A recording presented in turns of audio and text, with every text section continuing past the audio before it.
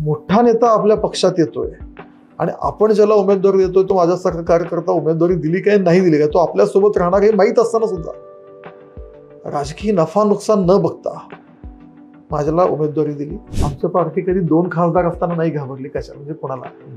सगळीकडे गल्लीपासून दिल्लीपर्यंत काँग्रेसची सत्ता होती, विरोधक होते. त्यावेळी कधी चिंता नाही वाटली, भीती नाही वाटली. आता तरी पक्ष राज्यात सत्तेत होता, केंद्रात सत्तेत होता, भीती वगैरे काय. अक्कलकोट म्हणजे स्वामींची नगरी, अक्कलकोट म्हणजे महाराष्ट्राचं टॅलेंट, म्हणजे सीमावर्ती भाग शेवटी असल्यामुळे तत्कालीन राज्यकर्त्यांकडून खूप दुर्लक्ष झालेला हा भाग.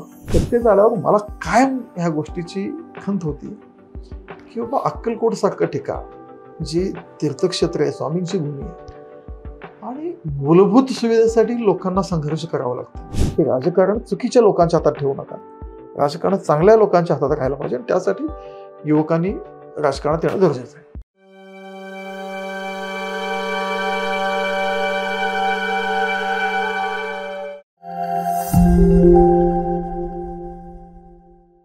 नमस्कार, मी किरण निंबोरे, वास्तव कट्ट्यावरती आपल्या सर्वांचे स्वागत. अक्कलकोट मतदारसंघाचे आमदार माननीय श्री सचिनदादा कल्याण शेट्टी साहेब आज आपल्यासोबत वास्तव कट्ट्यावरती आहेत. एकंदरीत त्यांच्याविषयी सांगायचं झालं तर एक सरपंच ते आमदार हा जो त्यांचा प्रवास आहे, कारण आपण पाहतो की भरपूर पदं घेऊन, भरपूर वारसा घेऊन भरपूर पदं मिळतात. कोणी आमदार होतं, कोण खासदार होतं, कोण मंत्री होतं, कोण मुख्यमंत्री होतं, कोणी अपेक्षा मुख्यमंत्री पदाचे ठेवतात. परंतु एक सरपंच त्यांची काबिलियत, त्यांचं कर्तव्य, त्यांचं काम पाहून त्यांना आमदारकीचं तिकीट मिळतं आणि त्या संधीचं सोनं करून ते आमदार बनतात. असे सचिन सर आपल्यासोबत आहेत. सर, वास्तव कट्ट्यावरती आपलं स्वागत. खरं तर तुम्ही सरपंच होते, तुम्हाला आमदारकीचं तिकीट मिळालं, तुम्ही आमदार झाला, तुमच्यावरती विश्वास दाखवला, तुम्ही उपमुख्यमंत्री आणि आपल्या राज्याचे गृहमंत्री आदरणीय देवेंद्र फडणवीस साहेबांचे निकटवर्तीय समजले जातात, असं आम्ही भरपूर ठिकाणी मीडियामधून ऐकतो, तुमच्या मतदारसंघातील लोकांकडून ऐकत असतो. आणि तुमच्यावरती मोठी जबाबदारी देखील होती. गोवा आणि तेलंगणा राज्याचं तुम्ही निवडणुकीची जबाबदारी तुमच्यावर दिली होती. म्हणजे एवढ्या कमी वयात ही जबाबदारी म्हणजे तुम्ही फक्त सरपंच होतात आणि त्या सरपंचाच्या अनुभवावरती तुम्हाला आमदारकी दिली. काय नक्की काय पाहिलं तुम्हाला सरपंच ते आमदार हा प्रवास कसा होता? किरणजी, ह्यात सगळ्यात पहिली गोष्ट म्हणजे काय, ह्या सगळ्यात माझ्या पाठीशी कोणी राहिले, मला मार्गदर्शन केले, त्या अर्थात माझे नेते, माझे गॉडफादर आदरणीय देवेंद्रजी. सरपंच असताना मी गावचे विकास कामे, छोटी मोठी कामं करायचो, सामाजिक काम करायचो आणि ह्या सगळ्या काळामध्ये मला माननीय देवेंद्रजी मुख्यमंत्री असताना त्यांचा परिचय झाला. तसे माझे वडील जनसंघापासूनचे कार्यकर्ते, जिल्हा परिषद सदस्य होते, पण मर्यादित आमदार खासदार वगैरे असे काही नव्हते.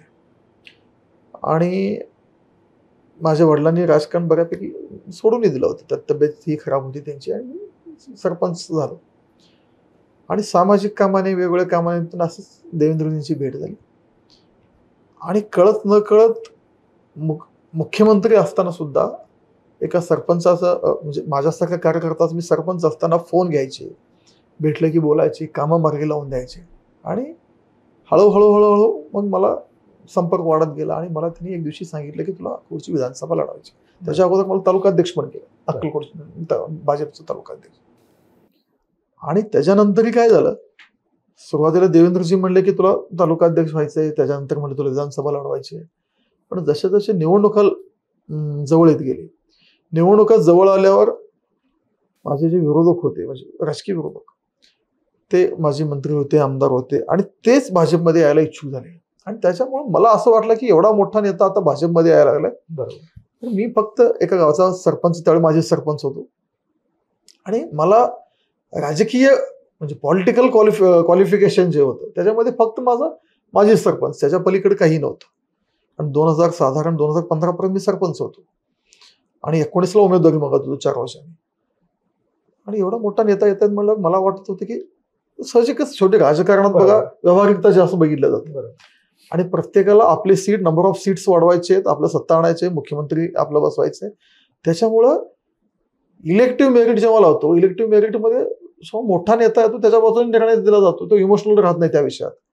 आणि त्यामुळे मला बऱ्यापैकी आता असं वाटत होतं की मला तो उमेदवारी मिळत नाही. माननीय देवेंद्रजी माझ्यासारख्या कार्यकर्त्याच्या पाठीशी राहिले, मला उमेदवारी दिली, निवडूनही आणलं, बऱ्यापैकी पाठीशी राहिले, बऱ्यापैकी काय पाठीशीच राहिले. आणि मग साधारण 2015ला आमदार होतो आणि 2015ला सरपंच होतो आणि 19ला आमदार झालो. आणि ह्या सगळ्यातला प्रवास म्हणजे काय, मी ग्रामीण भागातून काम करत आलो, सामाजिक राजकारणात काम करत होतो. आणि भारतीय जनता पार्टीमध्येच एखाद्या कार्यकर्त्याला संधी दिली जाते आणि ते समोर मोठा नेता आपल्या पक्षात येतोय आणि आपण ज्याला उमेदवारी देतोय तो माझ्यासारखा कार्यकर्ता उमेदवारी दिली काय नाही दिली काय, तो आपल्यासोबत राहणार हे माहीत असताना सुद्धा राजकीय नफा नुकसान न बघता माझ्याला उमेदवारी दिली. आणि यातून एकंदर एक किंवा भारतीय जनता पार्टीची जी मूळची शिकवण आहे, संस्कृती आहे, की आपला कार्यकर्ता जर सक्षम असेल तर तिथं पुढून कुणीही किती मोठा आला तर त्याचा विचार नाही करायचा, आपल्या कार्यकर्त्याच्या पाठीशी राहायचं. ह्या भावनेतून मला उमेदवारी आमदारी झालो. आणि अर्थातच ह्या सगळ्या गोष्टीवर माननीय देवेंद्रांचा खूप मोठा आधार सपोर्ट राहिला. बरोबर. पण ज्यावेळेस तुम्ही निवडणूक लढलात त्यावेळेस तुम्हाला विरोधामध्ये प्रस्थापित होते, माजी मंत्री होते. हो, माजी मंत्री. आणि तुम्ही 40,000, मला वाटतं 40,000च्या 38,000च्या लीडने तुम्ही निवडून आला. कधी अशी भीती वाटली नाही का त्यावेळेस? नाव प्रस्थापित समोर होतं. ना, मी म्हणलं ना, माझे वडील जनसंघापासून भाजपमध्ये जनसंघापासून काम करतात आणि कार्यकर्त्याच्या पोटी जन्मल्यामुळं, जसं तर आमच्या पार्टी कधी 2 खासदार असताना नाही घाबरली कशाला, म्हणजे कोणाला. बरोबर. सगळीकडे गल्लीपासून दिल्लीपर्यंत काँग्रेसची सत्ता होती, विरोधक होते. त्यावेळी कधी चिंता नाही वाटली, भीती नाही वाटली. आता तरी पक्ष राज्यात सत्तेत होता, केंद्रात सत्तेत होता, भीती वगैरे काय.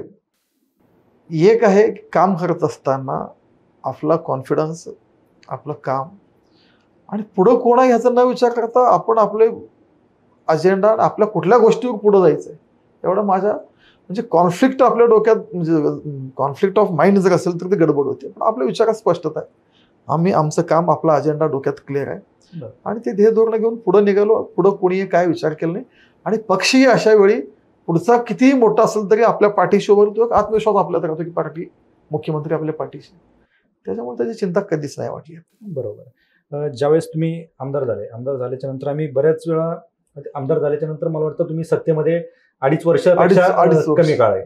बरोबर. तर हे सगळं होत असताना आम्ही काही न्यूज तुमच्या पाहिल्या, टीव्हीला तुमच्या बाईट्स किंवा तुमच्याविषयी माहिती यायची. त्यावेळेस लक्षात आलं की सगळ्यात जास्त निधी तुम्ही तुमच्या मतदारसंघासाठी दिला.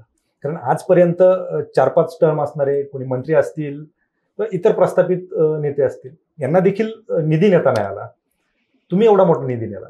नाही, कारण यात एक आहे बघा परत, की अक्कलकोट म्हणजे स्वामींची नगरी, अक्कलकोट म्हणजे महाराष्ट्राचं टॅलेंट, म्हणजे सीमावर्ती भाग शेवटी असल्यामुळे तत्कालीन राज्यकर्त्यांकडून खूप दुर्लक्ष झालेला हा भाग.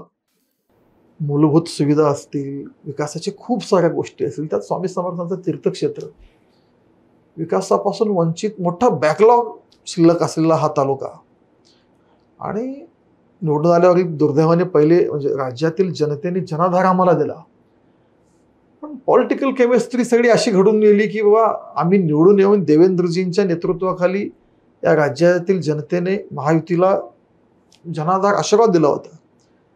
पण शेवटी राजकीय खेळ, तुम्हाला म्हणलं पॉलिटिकल केमिस्ट्री अशी त्यावेळी घडली की आम्हाला सत्तेपासून बाहेर राहावं लागलं. आणि 2.5 वर्षानंतर परत एकनाथ शिंदे साहेब असतील, माननीय देवेंद्रजी असतील आणि आता नंतर अजितदादा असतील, आम्ही सत्तेत आलो.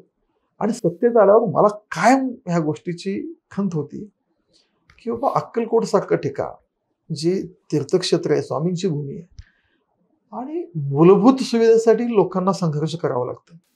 राज्यभरातील, देशभरातील लाखो लोक अक्कलकोटला येतात आणि तेथील सुविधा, तेथील विकास कामे बघितले की लोकांनाही बाबा अक्कलकोट स्वामींच्या दरबारी येताना खूप त्रास व्हायचा.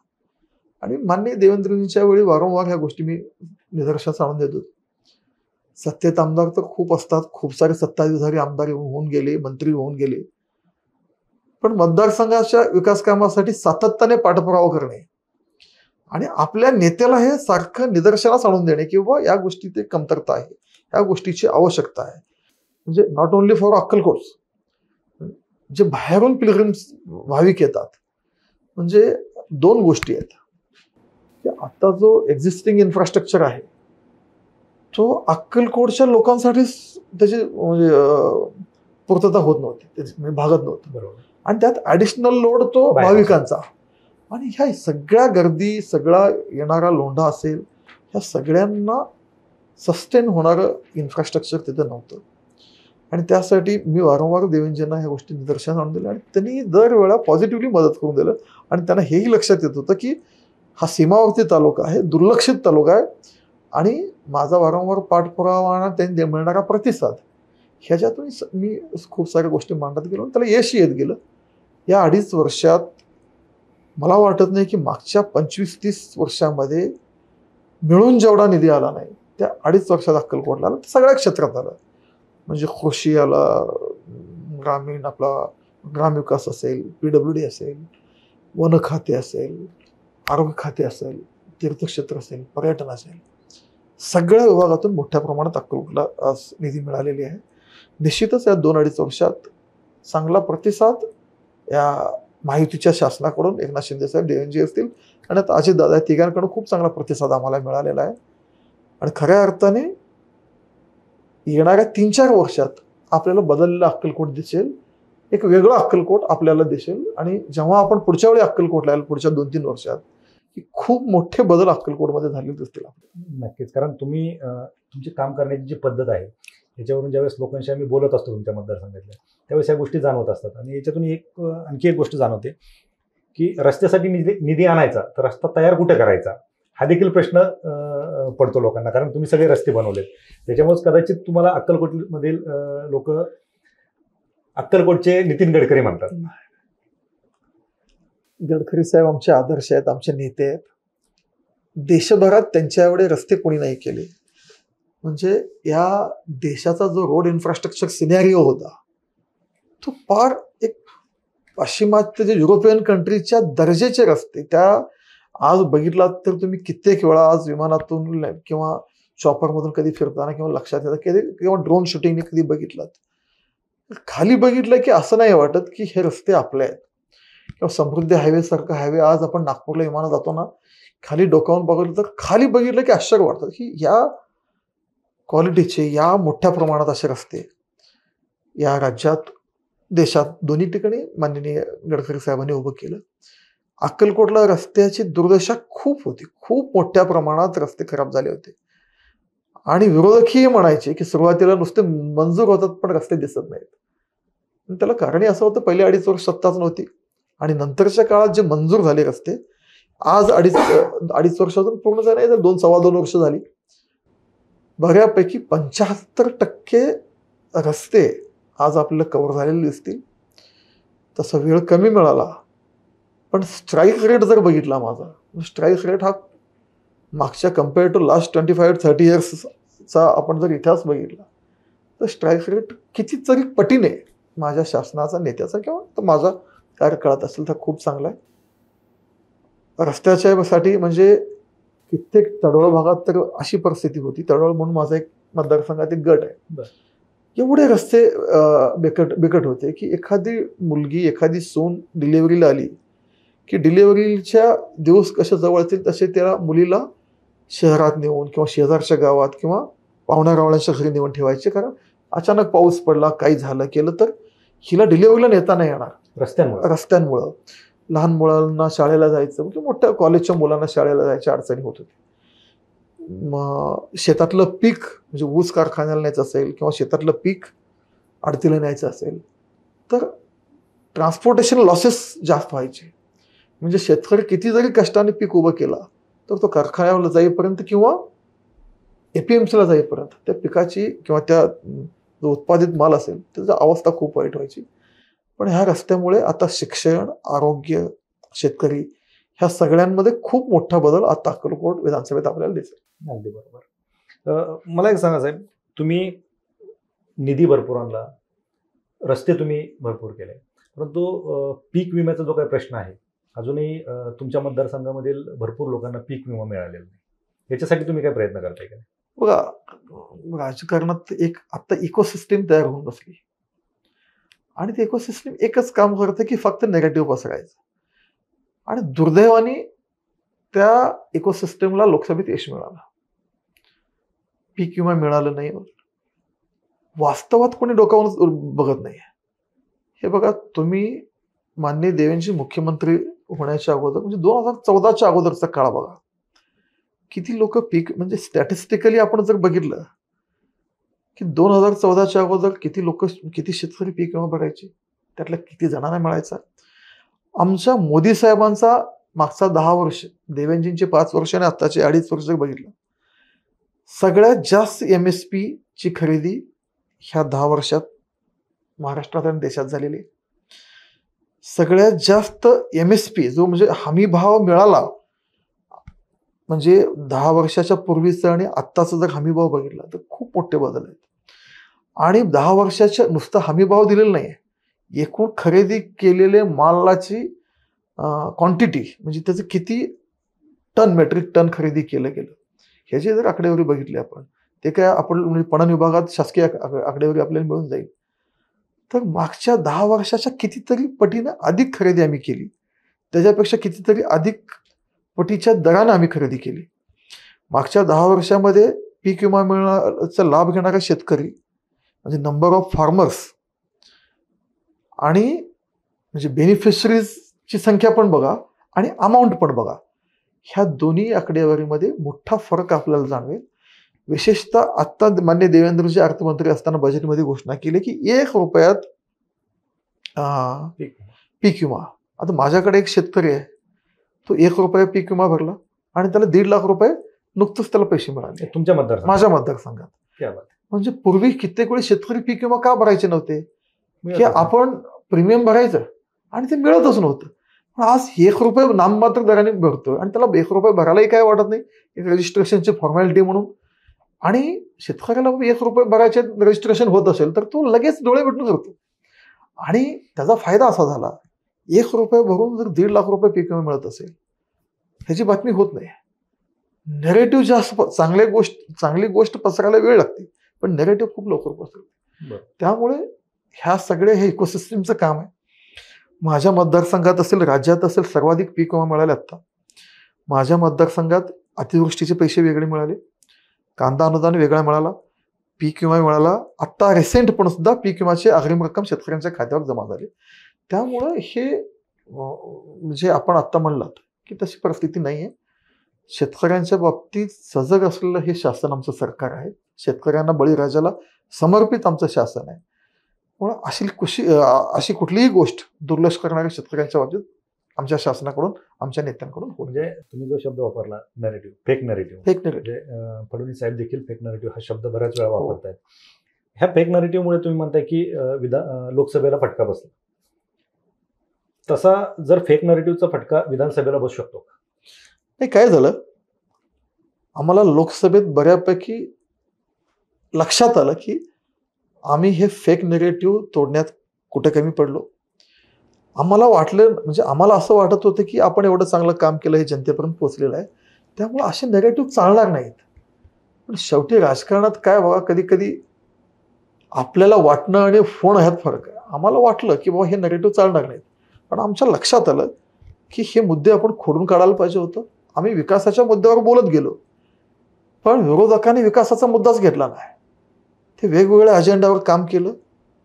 कधी शेतकऱ्यांना सांगितलं की बाबा कांदाची निर्यात थांबवली, रेट किंमत पडली. मला सांगा, आमच्या सरकारच्या अगोदर कधी निर्यात थांबवली नाही का? मी शेतकऱ्याचा मुलगा आहे, शेतकऱ्याच्या कुटुंबात जन्माला आलो.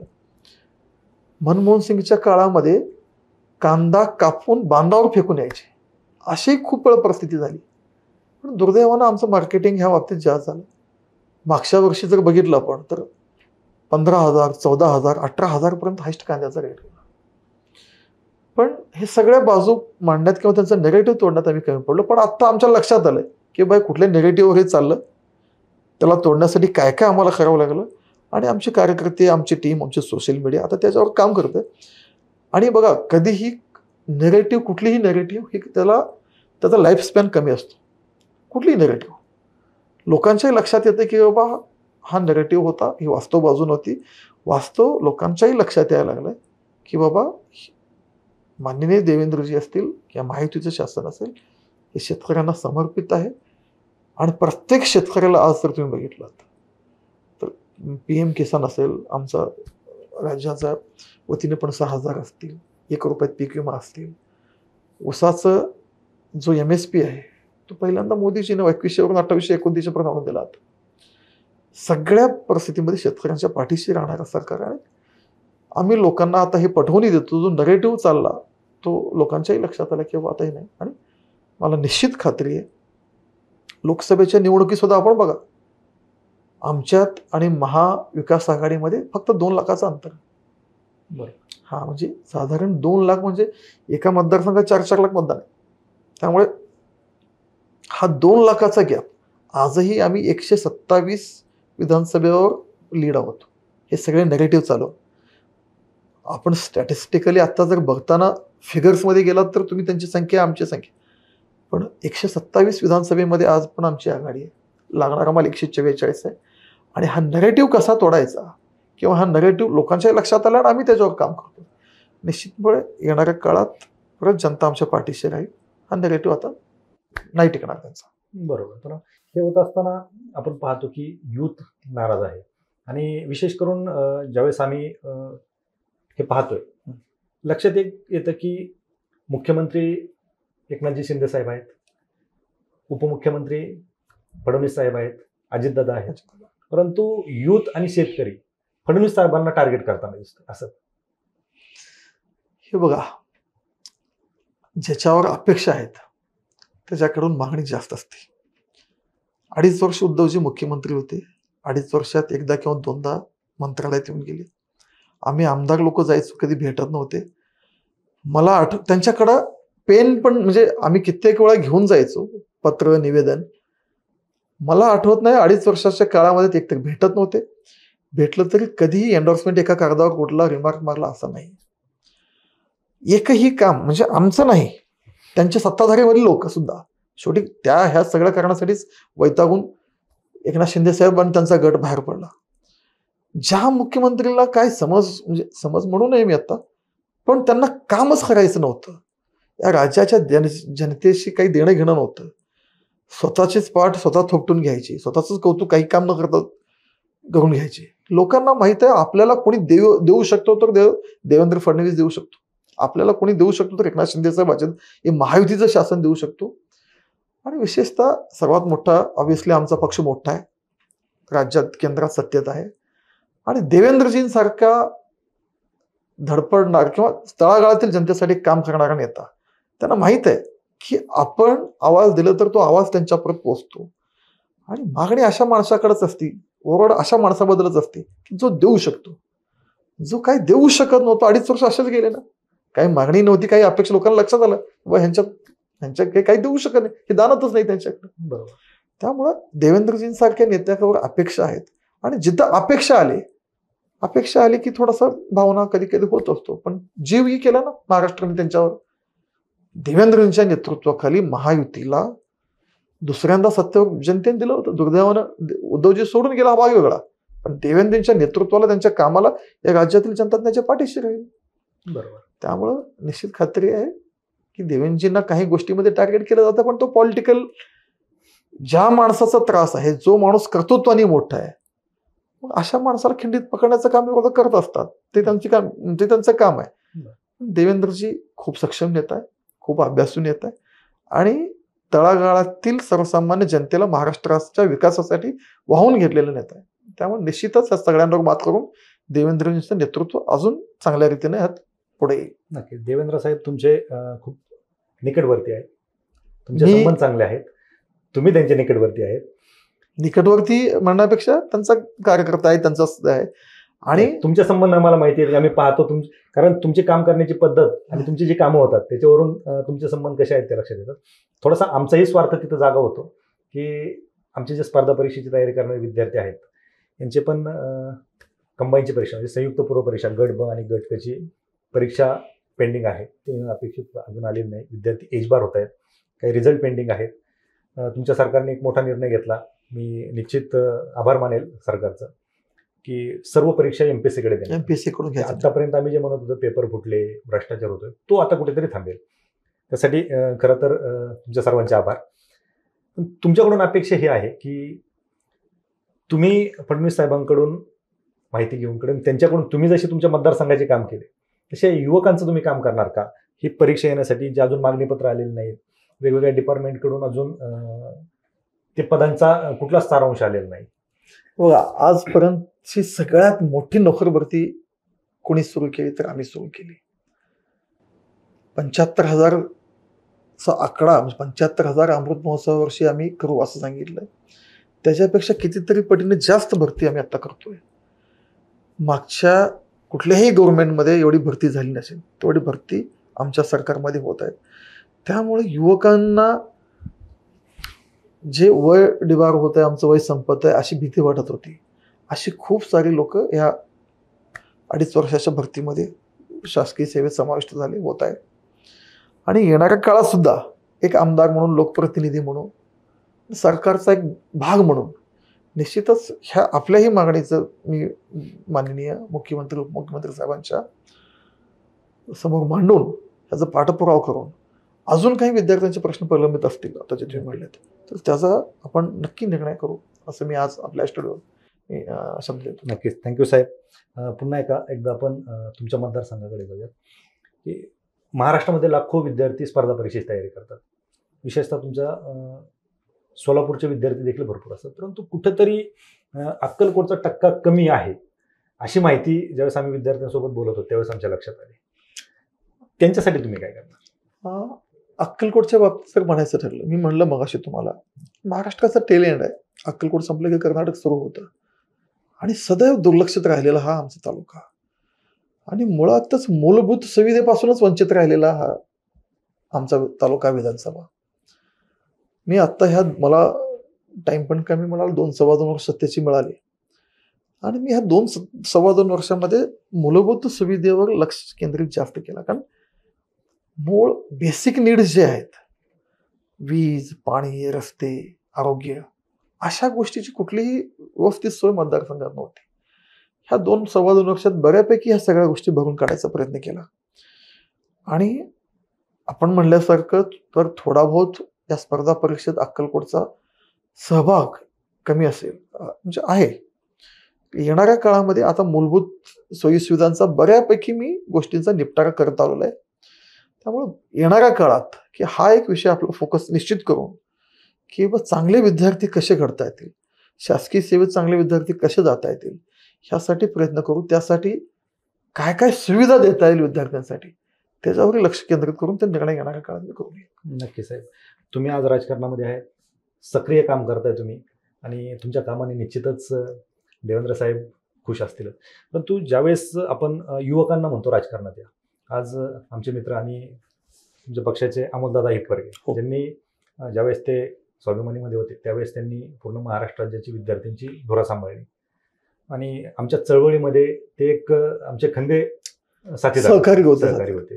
हे सगळं होत असताना युवकांनी राजकारणामध्ये यावं तर एका बाजूला आपले राजकीय तत्वज्ञ म्हणतात की राजकारण गाचाळ झाले, नेमके युवकांनी करायचं हे बघा. मुळातच एक परसेप्शन असा बिल्ड करून ठेवला आहे की राजकारण असं राजकारण तसं आणि काही अंशी खरं पण आहे. माझं प्रामाणिक मत आहे युवकांनी आणि चांगल्या लोकांनी राजकारणात यायलाच पाहिजे. नुसतं राजकीय लोकांना नावं ठेवायचे आणि आपण कडेला राहायचं असं नाही चालत. शेवटी लोकशाही आहे, सगळ्यांना संधी आहे. म्हणजे माझ्यासारखा कार्यकर्ता आज आमदार झाला म्हणजे कॉमन मॅन पासून हा क्षेत्र का खूप लांब आहे असं नाही. म्हणजे आपल्याला माहिती आहे मोदीजी चहा विकायचे म्हणजे देशाचं पंतप्रधान झालं. त्यामुळे लोकशाहीमध्ये सगळ्यांना संधी आहे आणि सिस्टम सुधारायला पाहिजे आणि आपण सिस्टममध्ये जायला नको असं नाही होणार. उलट चांगली लोक राजकारणात यायला पाहिजे, युवक राजकारणात यायला पाहिजे, महिला राजकारणात यायला पाहिजे, जेणेकरून राजकारणाची प्रतिमा अजून स्वच्छ होईल. आणि चांगले लोक जर राजकारणात नाही आले तर मग राजकारणात फक्त चुकीचेच लोक राहतील आणि भारतासारख्या जगातल्या सगळ्यात मोठी लोकशाही जिथं आपल्या देशात आहे अशा ठिकाणी युवक, युवती, महिला या जर लांब राहिले राजकारणापासून तर ह्या सुदृढ लोकशाही सुदृढ किती दिवस राहील, या लोकशाहीचं आयुष्य किती राहील याच्यावर प्रश्नचिन्ह निर्माण होईल. त्यामुळं खऱ्या अर्थाने एवढी मोठी लोकशाही टिकवायचं असेल, त्याला अजून प्रगल्भ करायचं असेल तर चांगली लोक, युवक आणि महिला यांचंच येणं गरजेचं आहे. आणि मला युवकांना माझं तर आवाहन आहे की आपण सगळ्यांनी निश्चित, म्हणजे कोणी स्पर्धा परीक्षा असेल, कोणी अजून कोण वेगळ्या क्षेत्रात, पण त्यातल्या काही जणांनी राजकारण सुद्धा आपलं लक्ष करावं. प्रत्येक क्षेत्रात स्पर्धा आहे तशी राजकारणात पण स्पर्धा आहे. प्रत्येक क्षेत्रात नेपोटिझम आहे, तिथं बाकी सगळ्या गोष्टी तशा राजकारणात पण आहे. पण ह्या सगळ्यांना सोडून सुद्धा आपलं वलय निर्माण करता येतं. आपल्या कामाची इच्छा, भले थोडासा वेळ लागेल, जास्त संघर्ष करावा लागेल, पण चांगली लोक आणि युवक यायला पाहिजे. आणि माझे आवाहन विनंती पण आहे की राजकारण चुकीच्या लोकांच्या हातात ठेवू नका. राजकारण चांगल्या लोकांच्या हातात राहायला पाहिजे आणि त्यासाठी युवकांनी राजकारणात येणं गरजेचं आहे. निश्चितच. आता विधानसभा येते, काय तयारी सुरू झाली? हो, आमची पार्टी तर तशी 24/7 ही इलेक्शन मोडमध्ये असते. भारतीय जनता पार्टी कार्यकर्ते असतील, पदाधिकारी असतील, आम्हा सगळ्यांना 12 महिने इलेक्शन मोडमध्ये कसं राहता येईल, ठेवता येईल, त्या कामात कसं ठेवता येईल याचा प्रयत्न करत असते. आणि लोकसभेचा अपवाद वगळता ह्या 10 वर्षामध्ये सगळीकडं मोठ्या प्रमाणात भारतीय जनता पार्टीला यश आलेलं आहे. आणि हा नेरेटिव्ह कशामुळे आम्ही लोकसभेत पाठीमागं पडलो ह्याचा अभ्यास, तर नेरेटिव्ह कसा तोडायचा ह्याच्यावरही आता आम्ही चांगलं काम केलेलं आहे. त्यामुळे आता कामात आहोत, इलेक्शन मोडमध्ये आहोत. आणि 2024ला परत या राज्यात महायुतीचं सरकार आणणार आणि महाराष्ट्राला अजून बलशाली, अजून प्रगतीकडे नेण्याचं काम आम्ही सगळे मिळून करणार याची आम्हाला खात्री आहे. नक्कीच. तुम्ही जसं म्हणताय 2024ला भाजप सत्तेत येईल. जर भाजप सत्तेत आलं तर निश्चितच तुम्ही एक आमदार म्हणून एवढी कामं केली, तर निश्चितच मतदारसंघाला आणि महाराष्ट्राला तुम्ही मंत्रिमंडळात पाहायला आवडेल. आणि याचा निश्चित तुमचं काम पाहून पक्षश्रेष्ठी विचार करतील. मी माझ्या मतदारसंघासाठी काम करत राहणे ही माझी पहिली प्रायोरिटी आहे. मंत्री वगैरे तर चर्चा पण होऊ नये. कुठलीही गोष्ट वेळ येण्याच्या अगोदर चर्चा केली तर त्या माणसाचं पॉलिटिकल एन्काउंटर केल्यासारखं होतं. त्यामुळं आम्ही कार्यकर्ते म्हणून काम करण्यात आम्हाला जास्त आनंद आहे. पक्ष जी जबाबदारी देईल, अगदी उद्या जाऊन परत सरपंच हो किंवा अजून दुसरं तालुका अध्यक्ष हो, अजून काही जबाबदारी दिली, पक्षाचा आदेश मानणारा मी कार्यकर्ता आहे. त्यामुळे कुठले तरी अपेक्षा ठेवून राजकारणात मी नाही आहे. मी समाधानी माणूस आहे. आणि आजपर्यंत पक्षाने माझ्या नेत्यांनी जे दिलं त्यावर पण खूप समाधानी आहे. आणि काम करत राहणार. माझ्या मतदारसंघाच्या जो इतका वर्षाचा अनुशेष आहे तो भरून करणं माझी पहिली प्रायोरिटी आहे आणि मी त्याच्यावर काम करत राहणार. नक्कीच. हा तुमच्या मनाचा मोठेपणा आहे. मुलाखतीच्या शेवटी आणखी एक प्रश्न मला परत विचारावासा वाटतो तुम्हाला, की महाराष्ट्रामध्ये शिर्डी देवस्थान असेल किंवा आपण खाली जर पाहिलं तर तिरुपती देवस्थान आहे, आणि महाराष्ट्रातील लाखो भाविक वर्ग हा स्वामींना मानणार आहे, स्वामींच्या चरणी येत असतो. काय अक्कलकोट देवस्थानासाठी किंवा अक्कलकोटसाठी आणखी काय सुधारणा करणार होतं? बघा, अक्कलकोटचा तीर्थक्षेत्र विकास आराखडा खूप वर्षापासून प्रलंबित होता. तो विकास आराखड्याला मंजुरी दिली. 75 कोटीची पाणी पुरवठ्याची योजना आता सुरू होत आहे. आजच म्हणजे कालच 114 कोटी रुपये अक्कलकोटमधील रस्त्यांसाठी या महायुतीच्या शासनाने, मुख्यमंत्री साहेबांनी, देवेंजी असतील, अजितदादा असतील यांच्या प्रयत्नाने 114 कोटी रुपये मंजूर झाले. मला मगाशी म्हणल्याप्रमाणे मला काम करायचं काळ सत्तेतला खूप कमी मिळाला. पण पुढच्या 2-3 वर्षात तुम्ही जेव्हा अक्कलकोटला याल, शेवटी काही कामाचा रिझल्ट यायला, काही कामं इन्फ्रास्ट्रक्चरल डेव्हलपमेंटचा हा विषय असा आहे, तो एका रात्रीतून नाही दिसणार तुम्हाला, तो टप्प्याटप्प्यात दिसत राहणार. म्हणून आज जी कामं आम्ही करतोय, जी मंजुरी करतोय, जी कामं सुरू आहेत, पूर्णतः जायला आणि ते दिसायला हे साधारण अजून 2-3 वर्षाचा काळ जाईल. ह्या 2-3 वर्षानंतर जेव्हा आपण अक्कलकोट बघाल, अक्कलकोट पूर्ण बदललेलं असेल. अक्कलकोटमधले भाविकांना जी सुलभता मिळणार, स्थानिक नागरिकांना जी गैरसोय होत होती ती असेल, शेतकऱ्यांचे प्रश्न असतील, रस्ते असतील, आरोग्य असतील, आता हे जे सगळे कामं केले, पुढच्या 2-3 वर्षात खूप मोठा बदल अक्कलकोट शहर, अक्कलकोट विधानसभा आपल्या सगळ्यांना दिसेल. विशेषतः स्वामींच्या दरबारी, स्वामींच्या दरवाजावर, उंबरट्यावर ज्यांनी नतमस्तक व्हायला येतात, ते राज्यभरातील, देशभरातील भाविक, त्या सगळ्यांना सुद्धा बदललेला अक्कलकोट दिसेल, एक चांगला अक्कलकोट दिसेल, याची ग्वाही मी तुम्हाला देतो. नक्कीच. कारण तुमच्याकडून अपेक्षा लोकांच्या आहेत आणि तुमची कामं पाहता नक्कीच तुम्ही जे काय बोलताय ते करून दाखवताय, हे सिद्ध होतंय. निश्चितच तुम्ही पुढच्या मंत्रिमंडळात यावे अशी आमची इच्छा आहे. अर्थात तुम्ही म्हणताय चर्चा नको, परंतु ती आमची इच्छा आहे, मतदारांची तुमच्या इच्छा आहे. निश्चितच तुमच्याकडून स्वार्थापोटी आम्हाला आणखीन बरीच कामं करून घ्यायची, आमची वैयक्तिक नाही परंतु विद्यार्थ्यांची. कारण तुम्ही फडणवीस साहेबांच्या जवळ आहात.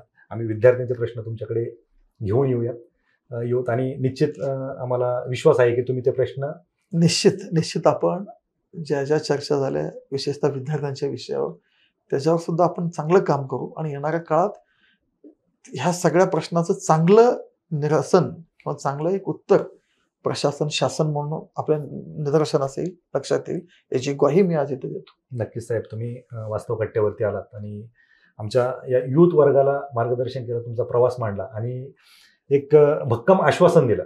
कारण ते आश्वासन फक्त आश्वासन नाही म्हणता येणार, कारण तुमचे काम करण्याची पद्धत जी आहे त्याच्यातून रिझल्ट देखील मिळेल. हो, मी म्हणजे दिलेला शब्द पाळणारा कार्यकर्ता आहे. मतदारसंघात ज्या ज्या गोष्टी मी निवडणुकीच्या अगोदर माझा मॅनिफेस्टो जर आपण तपासला मागच्या 5 वर्षाचं निवडणुकीच्या, त्याच्यातली जवळपास सगळीच कामे मी पूर्णत्वाकडे आणलेली आहे. मी जे बोलतो, कमी बोलताना शब्दही खूप कमी देतो, पण जे बोलतो ते बऱ्यापैकी पूर्ण करून घेतो. नक्कीच, त्याच्यामुळे तुमच्याकडून या अपेक्षा आम्ही व्यक्त करतोय. साहेब, तुम्ही वास्तव कट्ट्यावरती आलात आणि आमच्यासोबत चर्चा केली त्याबद्दल खूप खूप आभार. धन्यवाद.